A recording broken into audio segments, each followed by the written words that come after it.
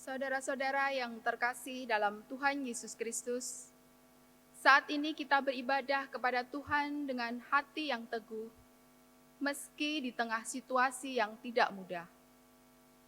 Tuhan tak pernah meninggalkan kita sendirian. Dia senantiasa tetap menyertai kita. Mari kita sambut ibadah ini dengan menyanyikan, "Hai Masyurkanlah."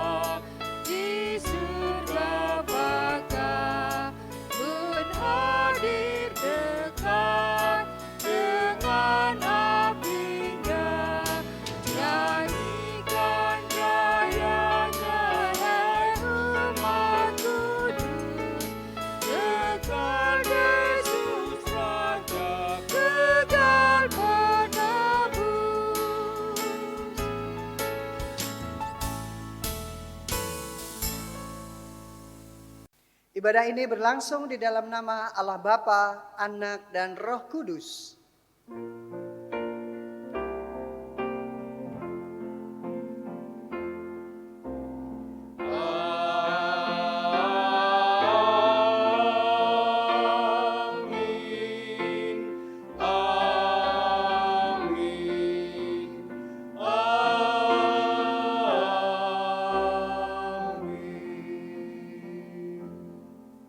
Kasih karunia dan damai sejahtera dari Allah Bapa dan dari Tuhan Yesus serta persekutuan Roh Kudus menyertai saudara sekalian. Dan menyertai saudara juga. Saudara, kerajaan Allah seringkali dipahami nun jauh di sana. Sesuatu yang tak tersentuh bagi kita manusia. Namun sesungguhnya, kerajaan Allah telah turun melalui Kristus. Karya kasih, pengampunan, dan penyelamatannya adalah Injil kerajaan Allah sebagai misi Kristus bagi dunia ini. Bagi kita yang percaya juga diutus untuk menghadirkan tanda-tanda kerajaan Allah bagi orang-orang di sekitar kita. Terlebih di tengah dunia yang sedang menderita saat ini, dunia membutuhkan kerajaan Allah hadir.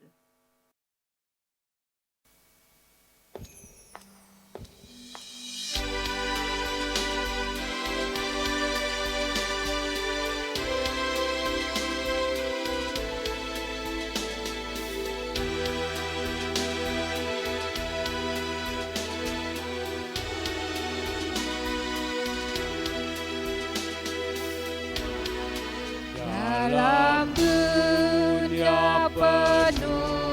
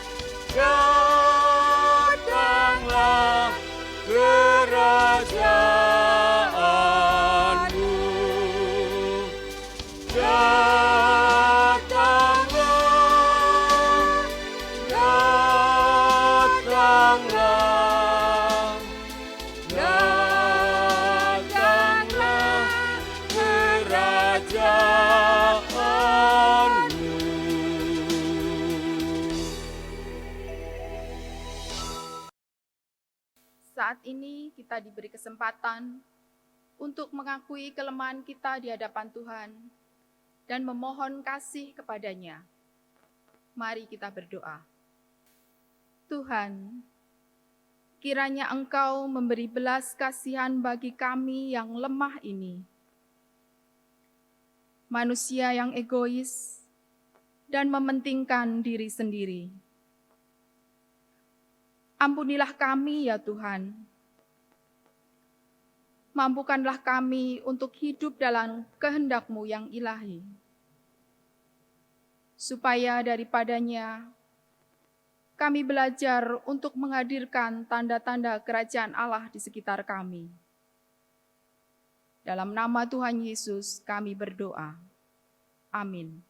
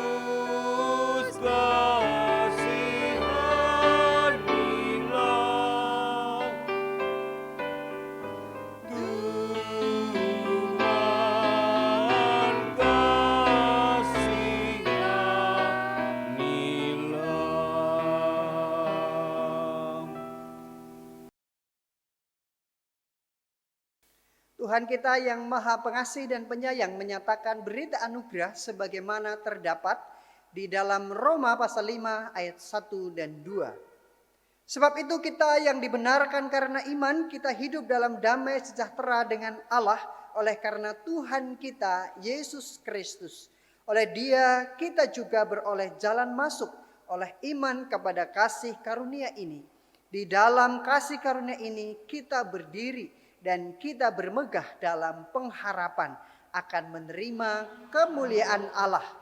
Demikianlah berita anugerah dari Tuhan. Syukur kepada Allah. Dalam Tuhan saudara menerima pengampunan. Dalam Tuhan saudara juga menerima pengampunan.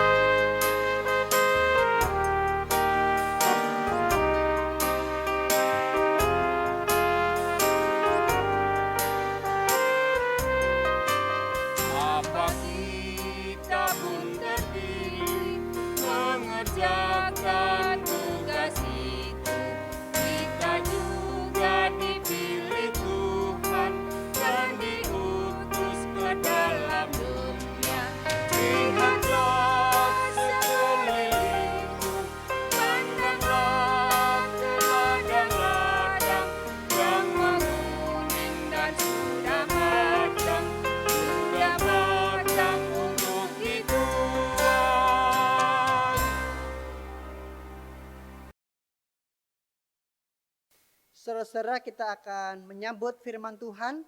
Mari kita menyiapkan hati dan berdoa. Tuhan Sang Firman yang hidup, kami hendak menyambut sabda-Mu. Kami menyiapkan hati dan biarlah Roh Kudus yang menolong kami untuk dapat memahami sabda Tuhan supaya dapat kami wujud nyatakan dalam kehidupan kami sehari-hari. Berkati hamba-Mu yang akan menyampaikan sabda Tuhan. Di dalam nama Tuhan Yesus Kristus. Amin.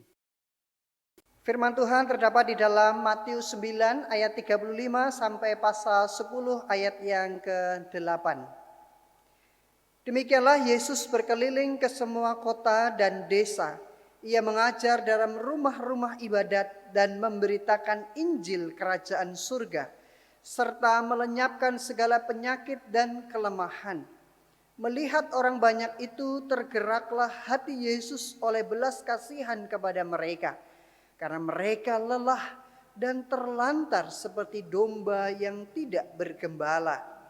Maka katanya kepada murid-muridnya, "Tuaian memang banyak, tetapi pekerja sedikit. Karena itu mintalah kepada Tuhan yang empunya tuaian, supaya ia mengirimkan pekerja-pekerja untuk tuaian itu." Yesus memanggil ke-12 muridnya dan memberi kuasa kepada mereka untuk mengusir roh-roh jahat dan untuk melenyapkan segala penyakit dan segala kelemahan. Inilah nama ke-12 rasul itu. Pertama, Simon yang disebut Petrus dan Andreas saudaranya, dan Yakobus anak Zebedeus dan Yohanes saudaranya, Filipus dan Bartolomeus, Thomas dan Matius pemungut cukai, Yakobus anak Alfeus dan Tadeus, Simon orang Selot, dan Yudas Iskariot yang mengkhianati dia. Ke-12 murid itu diutus oleh Yesus dan ia berpesan kepada mereka, "Janganlah kamu menyimpang ke jalan bangsa lain atau masuk ke dalam kota orang Samaria, melainkan pergilah kepada domba-domba yang hilang dari umat Israel. Pergilah dan beritakanlah, kerajaan surga sudah dekat. Sembuhkanlah orang sakit, bangkitkanlah orang mati, tahirkanlah orang kusta, usirlah setan-setan. Kamu telah memperolehnya dengan cuma-cuma, karena itu berikanlah pula dengan cuma-cuma." Demikianlah firman Tuhan. Berbahagialah setiap kita yang mendengarkan firman Allah, menaruh di dalam hati dan melakukannya. Haleluya.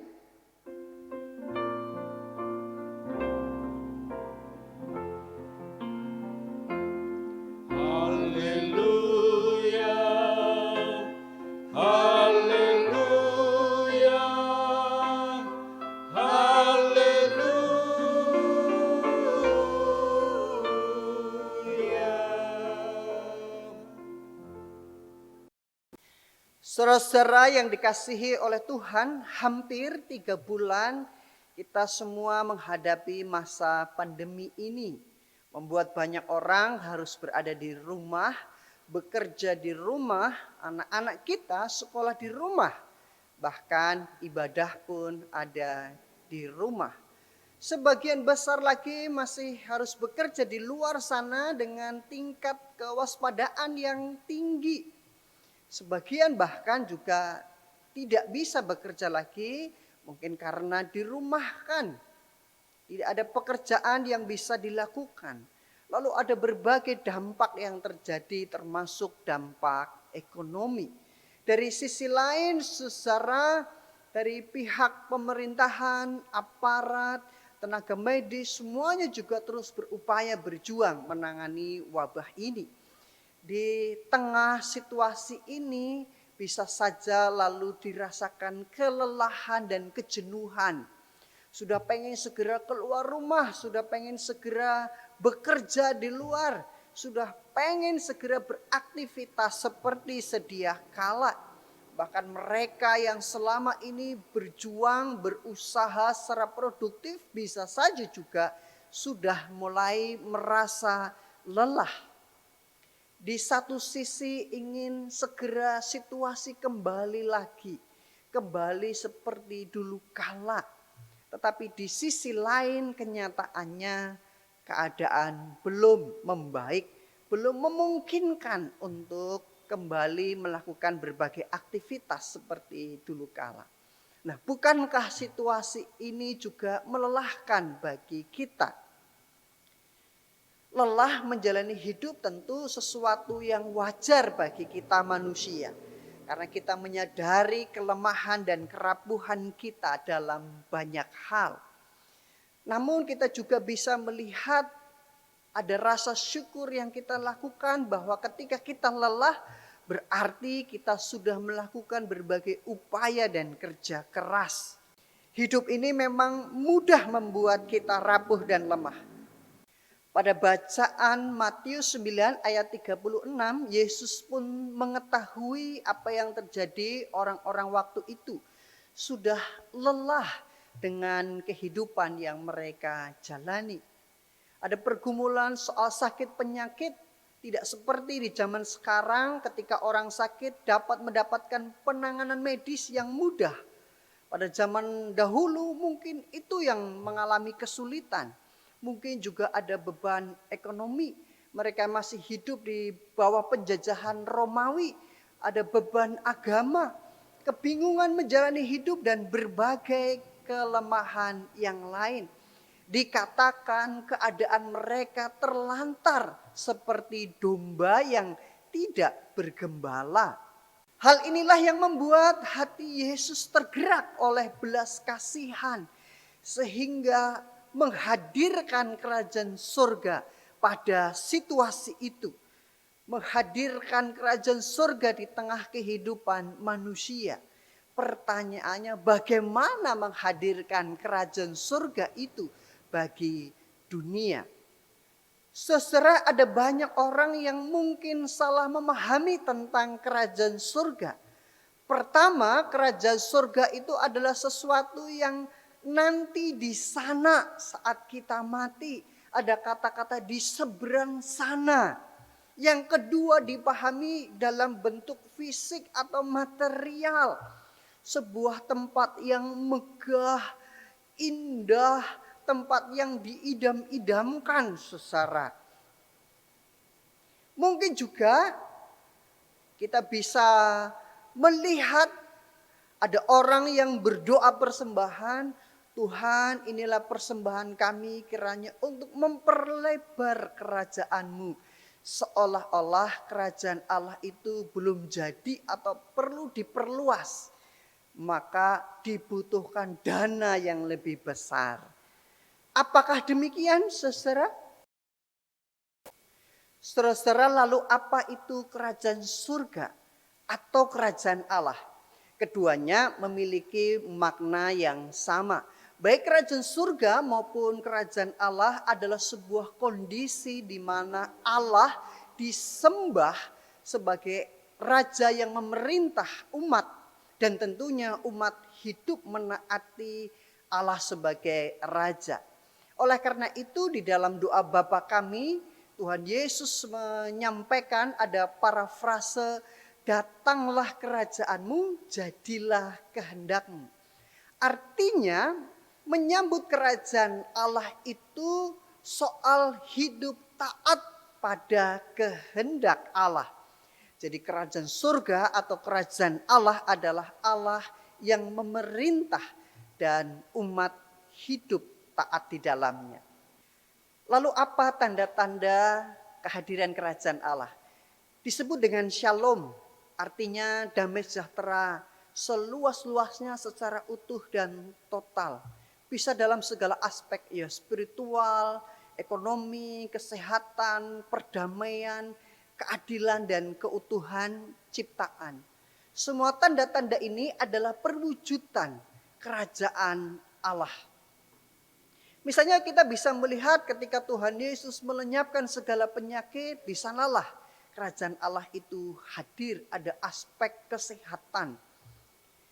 Tuhan Yesus berbelas kasihan terhadap mereka yang lelah dan terlantar, ada aspek keadilan. Tuhan Yesus dalam bacaan lain memberikan makan 5.000 orang. Ada aspek soal makan, ekonomi, dan berbagai hal yang lain. Keseluruhan tanda ini ingin menunjukkan bahwa ketika Yesus hadir, kerajaan Allah itu juga dinyatakan. Yang menarik dari bacaan kita, saudara, dalam menghadirkan kerajaan Allah, Tuhan Yesus juga mengajak murid-murid yang lain menjadi mitra. Dikatakan tuaian memang banyak tetapi pekerja sedikit. Karena itu mintalah kepada Tuhan yang empunya tuaian supaya ia mengirimkan pekerja-pekerja untuk tuaian itu. Yesus memperhadapkan realitas kehidupan dengan pekerjaan yang memang harus dilakukan bersama-sama dengan murid-muridnya. Lalu Yesus memberdayakan, mengajak murid-murid, mengutus mereka menjadi mitra Allah dalam mewujudkan kerajaan Allah di dunia. Lalu Matius menyampaikan detail nama-nama murid-murid yang dipanggil dan diutus. Ternyata mereka dari latar belakang yang berbeda-beda, baik sosial, ekonomi, daerah, dan latar belakang yang lain.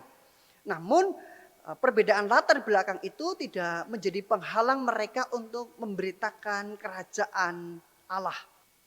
Kita lihat saja misalnya seperti Petrus adalah pribadi yang keras, suka gerusa-gerusu. Lalu ada Filipus, orang yang memang bingungan. Ada Thomas, pribadi yang introvert dan sulit untuk percaya. Matius, seorang pemungut cukai yang biasanya tidak disukai oleh banyak orang. Termasuk Yudas yang kemudian mengkhianati Yesus. Kalau mereka misalnya dites kompetensi, apakah mereka lulus? Belum tahu. Tetapi yang menarik, Tuhan Yesus mengajak, memanggil dan mengutus mereka untuk memberitakan kerajaan Allah.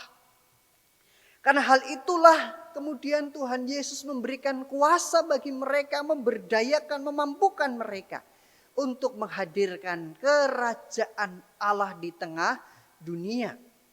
Tuhan Yesus juga memberikan beberapa nasihat kepada murid-murid. Yang pertama, janganlah kamu menyimpang ke jalan bangsa lain atau masuk ke dalam kota orang Samaria.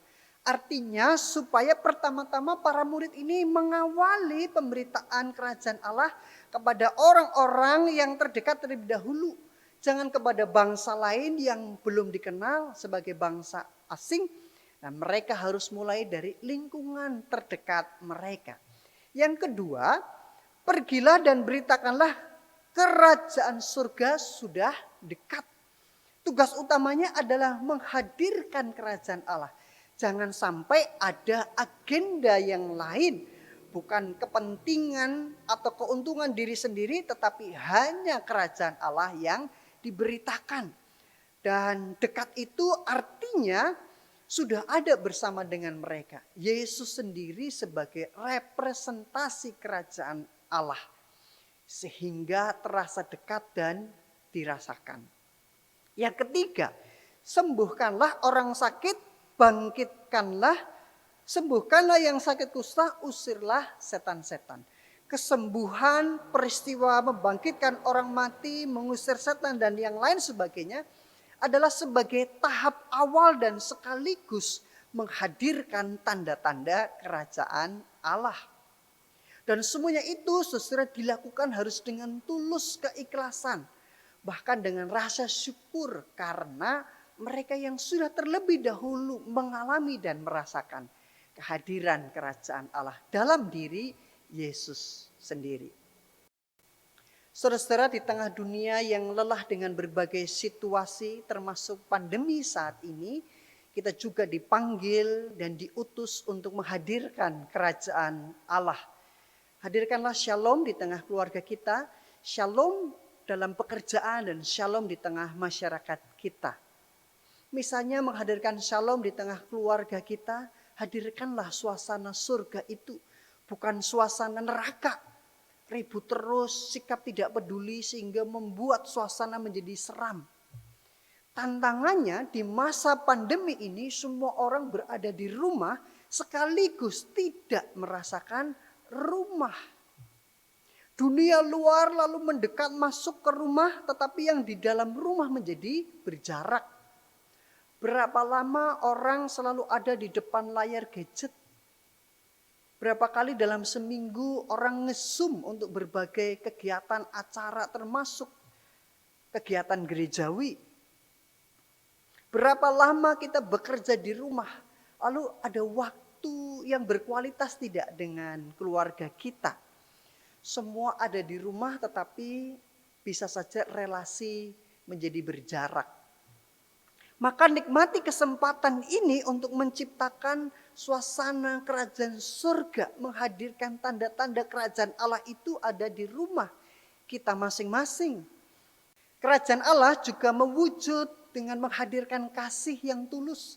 Pengampunan yang sejati. Hidup berdamai seorang dengan yang lain, termasuk juga menjaga keutuhan ciptaan. Rasa kemanusiaan di tengah pandemi ini menjadi sangat berarti. Saling membantu, saling menolong, saling menopang, memperhatikan satu dengan yang lain. Dengan cara demikian, maka tanda-tanda kehadiran Allah sungguh-sungguh boleh dialami, dirasakan dalam kehidupan kita. Selamat menjadi mitra Allah untuk menghadirkan tanda-tanda kerajaan Allah. Amin. Tuhan Yesus memberkati.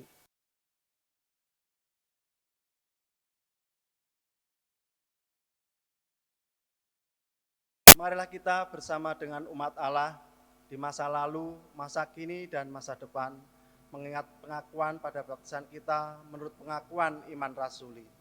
Aku percaya kepada Allah, Bapa yang Maha Kuasa, Khalik langit dan bumi, dan kepada Yesus Kristus, anaknya yang tunggal Tuhan kita, yang dikandung dari Roh Kudus, lahir dari anak darah Maria, yang menderita sengsara di bawah pemerintahan Pontius Pilatus, disalibkan, mati dan dikuburkan, turun ke dalam kerajaan maut.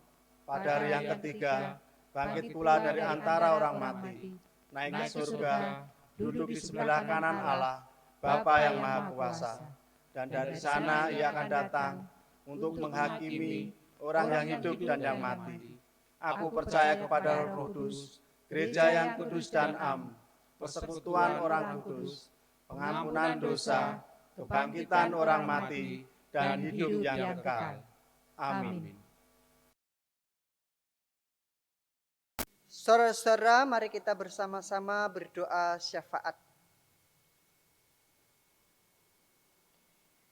Kami mengucap syukur untuk firman-Mu yang boleh mengingatkan kami untuk menjadi mitra Allah dalam mewujud nyatakan damai sejahtera, menghadirkan tanda-tanda kerajaan Allah, dimulai dari lingkungan terdekat kami.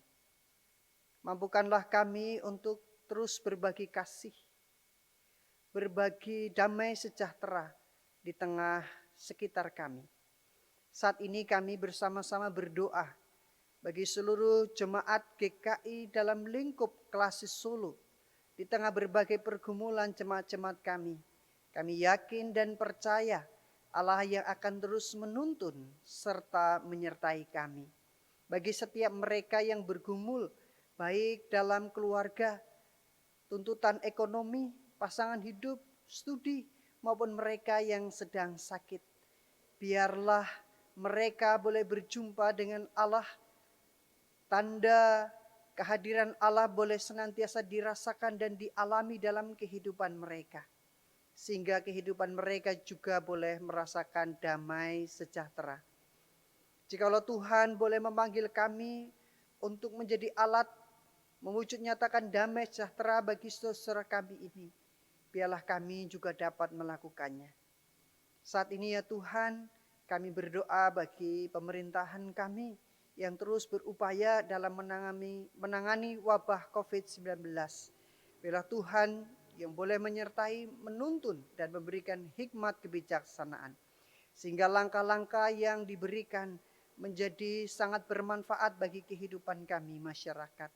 Kami juga berdoa bagi para tenaga medis yang masih terus berjuang untuk melayani kesehatan Biarlah Tuhan juga memberikan kekuatan serta kemampuan bagi mereka. Bagi para pasien yang boleh juga berjuang, biarlah Tuhan juga boleh memberikan kekuatan. Tuhan memberikan damai sejahtera dalam kehidupan mereka. Inilah ya Tuhan doa serta permohonan kami. Biarlah hanya kehendak Tuhan yang terjadi. Di dalam nama Tuhan Yesus Kristus kami berdoa. Amin. Dengan penuh sukacita, mari kita mengucap syukur melalui persembahan menurut cara masing-masing jemaat dengan didasari dari Kolose 2 ayat 7. Hendaklah kamu berakar di dalam Dia dan dibangun di atas Dia. Hendaklah kamu bertambah teguh dalam iman yang telah diajarkan kepadamu dan hendaklah hatimu melimpah dengan syukur. Mari kita berdoa.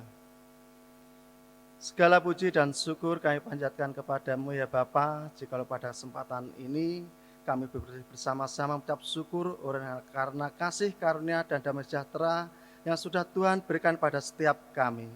Kami juga bersyukur ya Tuhan, jikalau Engkau telah memberkati kami melalui usaha dan pekerjaan kami. Sebagai ungkapan syukur ini, kami bawa persembahan kepadamu, biarlah apa yang kami persembahkan ini bisa bermanfaat untuk kemuliaan-Mu di gereja kami masing-masing. Terima kasih ya Tuhan, kami serahkan doa yang jauh dari sempurna ini hanya ke dalam tangan kuasa-Mu saja. Hanya dalam nama Putra-Mu yang tunggal Tuhan Yesus, kami berdoa dan ucap syukur. Amin.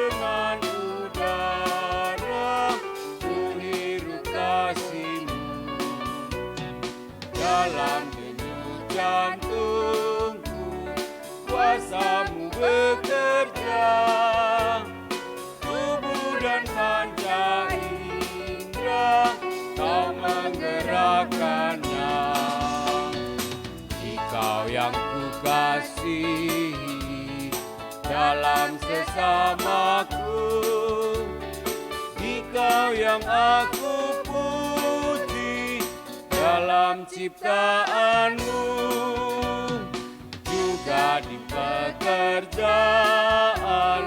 Kau Tuhan beserta, juga Engkau dengarkan lagu keluh kesah, lagu mesin dan Martin, bising dan menderu, lagu peras keringat naik kepadamu.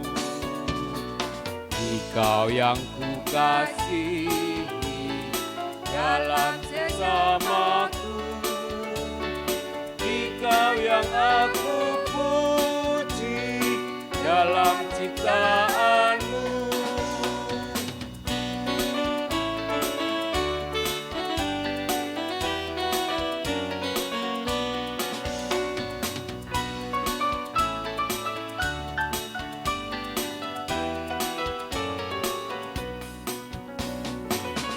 dalam suka duka Kau ingin beserta, turut memperjuangkan damai sejahtera. Kau datang dalam Kristus, dosa dihapusnya, dalam kerajaanmu kau ubah dunia. Kau yang kukasihi dalam sesamaku, Dikau yang aku puji dalam ciptaanmu. Arahkanlah hatimu kepada Tuhan. Dalam segala keadaan kami belajar mengarahkan hati kepadanya. Hadirkanlah tanda-tanda kerajaan Allah. Dengan demikian kami mempersaksikan Kristus, Terpujilah Allah Bapa, Anak, dan Roh Kudus, yang tidak pernah memisahkan kami dari kasih-Nya, sekarang dan selama-lamanya. Terimalah berkat Tuhan. Tuhanlah penjagamu, Tuhanlah naunganmu di sebelah tangan kananmu. Matahari tidak menyakiti engkau pada waktu siang, atau bulan pada waktu malam. Tuhan akan menjaga engkau terhadap segala kecelakaan. Ia akan menjaga nyawamu. Tuhan akan menjaga keluar masukmu dari sekarang sampai selama-lamanya. Amin.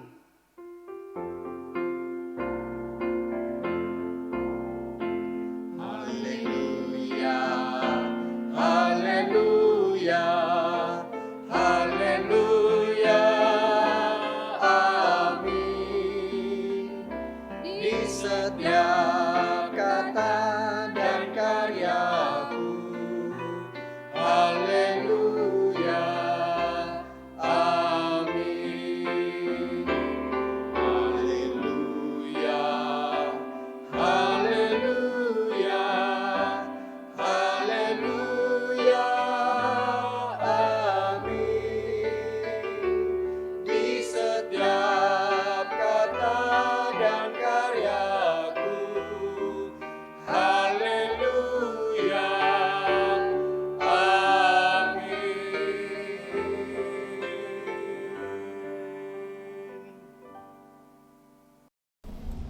Warta Majelis Jemaat. 1.